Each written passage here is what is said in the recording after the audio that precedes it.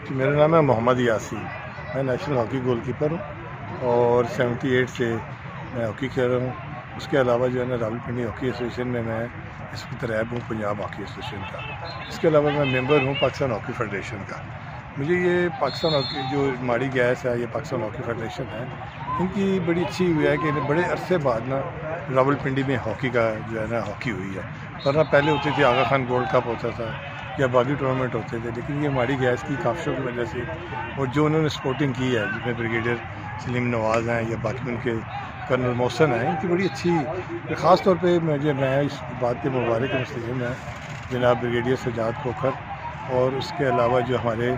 आसिफ बाजवा साहब हैं और उनकी टीम सारी की सारी जो है ना वो काफ़ी उन्होंने यहाँ पे हमें बड़ी इज़्ज़त बख्शी है कि उन्होंने पिंडी को जो है ना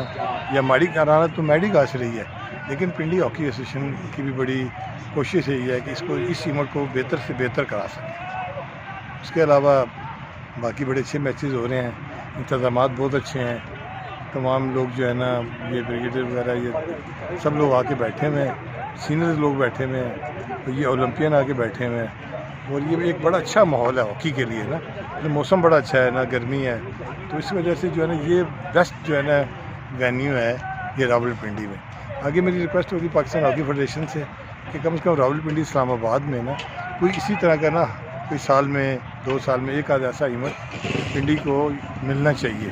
ताकि जो है ना इस इलाके में भी ना हमारी अभी हम कोशिश कर रहे हैं हॉकी की ग्रूमिंग के लिए भी अंडर 16 करवा रहे हैं, उसके अलावा नसीर बंदा कप करवा रहे हैं, हमारी कोशिश है। लेकिन जब तक पाकिस्तान हॉकी फेडरेशन हमारे साथ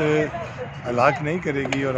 हमें पैसों की ज़रूरत नहीं है, हमें ज़रूरत है सिर्फ सपोर्ट की कि हमें ये सपोर्ट करेंगे तो इंशाल्लाह। पिंडी में भी एक टाइम था कि 27 गोल्ड मेडलिस्ट पिंडी में थे, आप देखें ना अब क्या हाल है। तो हमारी कोशिश ये है कि पाकिस्तान हॉकी फेडरेशन ने जिस